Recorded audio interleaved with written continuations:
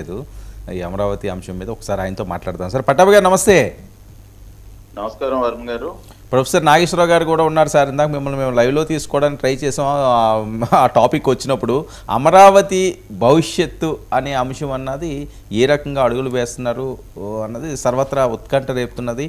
2 సంవత్సరాల్లో 2.5 సంవత్సరాల్లో అయ్యే ఛాన్స్ ఉంటుందని నారాయణ గారు అంటే ఏం జరుగుతున్నదని ఒక ఆందోళన చంద్రబాబు నాయుడు గారే పడే పరిస్థితి. ప్రొఫెసర్ గారు కూడా మాట్లాడతారు, ప్లీజ్ సార్. నమస్తే పట్టాభి గారు. నమస్కారం అండి. అంటే పట్టాభి గారు చెప్పాలి ఏమవుతుంది అంటే what is the action plan, అంటే లాస్ట్ టైంతో పోలిస్తే ఈసారి ఏ రకంగా అమరావతి విషయంలో ముందుకు పోతారు? Action plan is very clear అండి. గతంలో ఏ విధంగా అయితే మాస్టర్ ప్లాన్ డిజైన్ చేశామో, రైతులతో ఒప్పందం చేసుకున్నటువంటి సందర్భంలో వారికి ఏవైతే ప్రామిస్ చేశామో అవన్నీ ఇంప్లిమెంట్ చేసుకుంటూ ముందుకు తీసుకెళ్లటం, కేంద్ర ప్రభుత్వ సహకారంతో ఈ ప్రాజెక్ట్ ని మళ్ళీ గాడిలో పెట్టడం అనేది ఇవాళ ప్రస్తుతం ప్రాధాన్యతగా తీసుకోవడం జరిగింది. We want Amaravati to be a growth engine for the entire state. మిగతా అన్ని జిల్లాల అభివృద్ధికి అమరావతి రాజధాని అనేది దోహదపడాలి. ఆ రకంగా ఒక గ్రోత్ ఇంజిన్ గా అమరావతి రాజధానిని తయారు చేయాలన్నదే చంద్రబాబు నాయుడు గారి ఆలోచన. సో ఆ ప్రకారం అడుగులు ముందుకు వేస్తున్నాం. ఇప్పటికే మీరు చూసారు, అనేక సంస్థలు కూడా ఇప్పటికే గతంలో ఒప్పందం చేసుకున్న సంస్థలు కూడా తిరిగి వాళ్ళ కార్యాలయాల నిర్మాణం కానివ్వండి, ఇతరత్ర కార్యక్రమాల ప్రారంభించడానికి కానివ్వండి ముందుకు వస్తున్నాయి.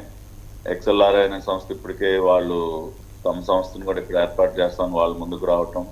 సో ఇవన్నీ మంచి పరిణామాలు. ఒక పాజిటివ్ అట్మాస్ఫియర్ మళ్ళీ కూడా తయారైంది. గత ప్రభుత్వం అమరావతిని ఒక శ్మశానం లాగా, ఎందుకు పనికిరానటువంటి ప్రదేశం లాగా మార్చేటటువంటి ప్రయత్నం చేస్తే, మళ్ళీ ఈ ప్రభుత్వం తిరిగి దానిని ఒక ప్రజా రాజధాని లాగా, రాష్ట్ర ప్రజలందరి యొక్క ఆకాంక్షల మేరకు దాన్ని ఒక ప్రజా రాజధానిగా నిర్మించడానికి అడుగులు ముందుకు వేస్తుంది. కేంద్ర ప్రభుత్వం కూడా చాలా సానుకూలంగా ఉంది ఈ విషయంగా.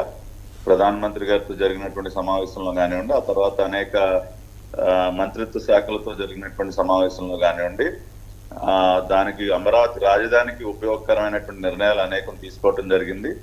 మరీ ముఖ్యంగా నితిన్ గడ్కరీ గారితో జరిగినటువంటి సమావేశంలో అమరావతి రాజధాని ఔటర్ రింగ్ రోడ్డు ప్రాజెక్ట్ ఏదైతే ఉందో, గత ప్రభుత్వం అసలు అక్కర్లేదు. అసలు ఎంత దురదృష్టం అంటే, ఏ రాష్ట్ర ప్రభుత్వాలైనా కేంద్రం నుంచి ఏదన్నా మరిన్ని ప్రాజెక్టులు ఏ విధంగా తీసుకుందామా, ఏ రకంగా రాష్ట్రానికి మేలు చేద్దామని ఆలోచిస్తారు. అటువంటిది గత ప్రభుత్వం అసలు మాకు రింగ్ రోడ్డే అక్కర్లేదు, ఏది కళ్ళెదురుగుండా హైదరాబాద్ నగరం ఒక రింగ్ రోడ్డు ద్వారా ఎంత అభివృద్ధి చెందిందో కళ్ళెదురుగుండా కనపడతా ఉంటే అసలు మాకు రింగ్ రోడ్డే అక్కర్లేదని చెప్పి ఆ ప్రాజెక్ట్ని అటకెక్కిస్తే, మళ్ళీ నితిన్ గడ్కరీ గారితో కూర్చుని చంద్రబాబు నాయుడు గారు ఆ ప్రాజెక్ట్ గ్రీన్ సిగ్నల్ ఇప్పించారు.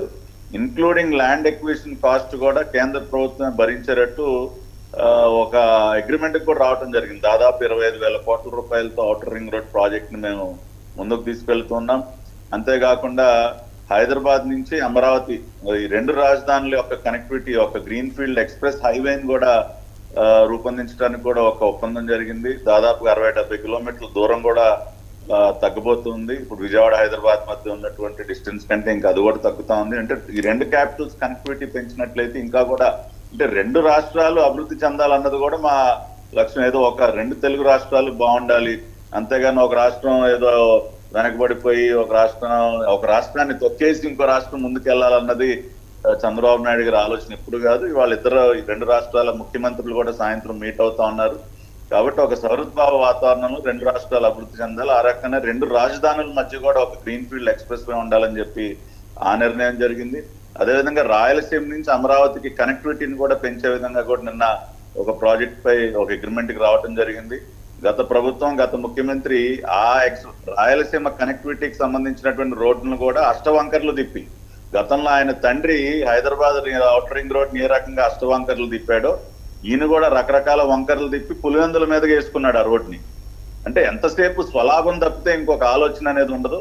కాబట్టి వాళ్ళు ఆ రకంగా పనిచేస్తూ మేము రాష్ట్ర హితం కోసం పనిచేస్తా ఉన్నాం. రాయలసీమ అమరావతి కనెక్టివిటీని కూడా పెంచే విధంగా కూడా నిన్న ఒక ప్రాజెక్ట్ కి అంగీకారం తెలపడం జరిగింది. ఆ రకంగా ఈ ప్రజా రాజధాని అమరావతి రీచ్ అవటానికి రాష్ట్రం నలుమూలల నుంచి కూడా కనెక్టివిటీని పెంచే కార్యక్రమం కూడా మేము ముందుకు తీసుకెళ్తున్నాం. పట్టాభి గారు మీరు అన్నట్లు గత ప్రభుత్వం అమరావతిని వదిలేసింది, అందులో ప్రజలు కూడా తిరస్కరించారు. 3 రాజధానులను ప్రజలు డిసిసిగా తిరస్కరించారు. ఉత్తరాంధ్రలో రాయలసీమలో ఫలితాలే అందుకు ఉదాహరణ. అందువల్ల ఇప్పుడు అమరావతి పైన ఇక డిస్ప్యూట్ లేదు. డిస్ప్యూట్ ఉండాల్సిన వాళ్ళకు కూడా ప్రజలు క్లియర్గా వర్డిక్ట్ ఇచ్చారు కనుక సో ఇప్పుడు 1,00,000 కోట్లు ఖర్చు అవుతుంది అని గతంలో అంచనా వేశారు. ఇప్పుడు కాస్ట్ ఎస్కలేషన్ కూడా బాగా అయి ఉంటుంది, చంద్రబాబు నాయుడు కూడా చెప్పారు. సో ఇప్పుడు ఎంత ఖర్చు అవుతుందని అంచనా, అందులో కేంద్ర ప్రభుత్వం ఇస్తుంది అని కూడా మీరు అన్నారు కనుక ఈ బడ్జెట్లో ఏమైనా అనౌన్స్మెంట్ ఒక 50,000 కోట్లు కేంద్ర ప్రభుత్వం అమరావతి స్పెషల్ గ్రాంట్ ఇచ్చి ఒక ఏడాదికో 10,000 కోట్ల చొప్పునైనా 50,000 కోట్లన్నా సహాయం చేయకపోతే అమరావతి రాష్ట్ర ప్రభుత్వ వనరులతో పూర్తి చేయడం అంత సులభం కాదు. అఫ్కోర్స్ అది ఎంత రెవెన్యూ జనరేట్ అయినా ఇనీషియల్గా అయితే ఇన్వెస్ట్మెంట్ అవసరం. సో కేంద్ర ప్రభుత్వం నుంచి నిర్దిష్టంగా ఏమైనా యాక్సెప్టెన్స్ వచ్చిందా? గతంలో అయితే మేము 1,500 కోట్లు ఇస్తాం, high court building, secretariat building, assembly building నుంచి మాకే సంబంధం అని గతంలో వైఖరి తీసుకున్న సందర్భం కూడా ఉంది. మీరు అన్నట్లు ఔటర్ రింగ్ రోడ్ గతంలో కూడా అన్నారు.